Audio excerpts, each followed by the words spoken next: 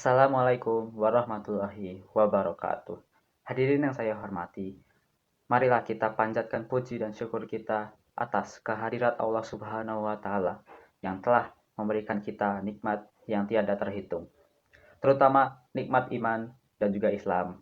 Tak lupa, marilah kita sampaikan salawat serta salam kita kepada Nabi Muhammad SAW beserta keluarga, sahabat, dan seluruh pengikutnya hingga akhir zaman. Hadirin yang saya hormati, tema kultum kita hari ini adalah pentingnya sifat sabar dalam menghadapi ujian. Sabar adalah salah satu sifat mulia yang diperintahkan oleh Allah dalam banyak Al-Quran. Allah berfirman dalam surah Al-Baqarah ayat 153, "Wahai orang-orang yang beriman, mohonlah pertolongan kepada Allah dengan sabar dan salat. Sungguh, Allah beserta orang-orang yang sabar." Dari ayat ini, kita memahami bahwa Allah memberikan pertolongan kepada kita semua yang bersabar. Dalam kehidupan, kita pasti menghadapi berbagai ujian, baik itu kesulitan ekonomi, sakit, kehilangan orang yang kita cintai, ataupun cobaan lainnya. Namun, ujian-ujian tersebut sejatinya adalah cara Allah untuk mengangkat derajat kita dan menguji keimanan kita. Salah satu contoh terbaik dalam kesabaran adalah kisah Nabi Ayub alaihi salam. Beliau diuji dengan kehilangan harta, anak-anaknya, dan juga kesehatannya. Tetapi beliau tetap sabar dan terus beribadah kepada Allah. Akhirnya Allah mengganti semua kesabarannya dengan nikmat yang lebih besar. Ini menunjukkan bahwa ujian bukanlah akhir dari segalanya, tetapi menuju kemuliaan. Selain Nabi Ayub, kita juga bisa belajar dari kisah Nabi Yusuf alaihi salam. Sejak kecil, beliau telah mengalami berbagai cobaan, mulai dari dikhianati oleh saudara-saudaranya, dijual sebagai budak, hingga dipenjara karena fitnah. Namun, dengan kesabaran dan keteguhan imannya, Allah mengangkat derajatnya menjadi seorang pemimpin yang dihormati. Kisah ini mengajarkan kita bahwa kesabaran selalu membuahkan hasil yang baik. Dalam kehidupan sehari-hari, kita sering melihat bagaimana kesabaran membawa keberhasilan.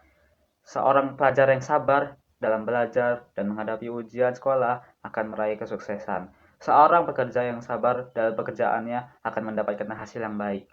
Begitu pula dalam kehidupan sosial, orang yang sabar akan menghadapi perbedaan akan lebih mudah mendapatkan ketenangan dan juga kebahagiaan. Rasulullah SAW bersabda, "Barang siapa yang bersabar, Allah akan menjadikannya sabar, dan tidak ada pemberian yang lebih baik dan lebih luas daripada kesabaran." Hadis riwayat Bukhari dan Muslim. Hadis ini menegaskan bahwa kesabaran adalah anugerah yang luar biasa. Oleh karena itu, mari kita jadikan sabar sebagai bagian dari diri kita dalam menghadapi segala cobaan hidup. Selain itu, Allah juga berjanji dalam surah Al-Insyirah ayat 5-6, "Maka sesungguhnya bersama kesulitan ada kemudahan. Sesungguhnya bersama kesulitan ada kemudahan."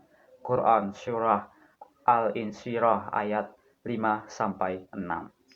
Ayat ini mengingatkan kita bahwa setelah kesulitan pasti ada kemudahan. Tidak ada ujian yang abadi, dan Allah selalu menyiapkan jalan keluar bagi hamba-hambanya, yang tentunya hamba-hambanya yang bersabar. Oleh karena itu, ketika kita menghadapi kesulitan, jangan pernah berputus asa. Tetaplah berdoa, berusaha, dan yakin bahwa Allah telah menyiapkan yang terbaik untuk kita. Amin, amin, ya robbal alamin. Hadirin sekalian, sifat sabar adalah kunci ketenangan hati dan jalan menuju kebahagiaan sejati. Maka dari itu, marilah kita jadikan kesabaran sebagai pegangan dalam menghadapi segala ujian hidup.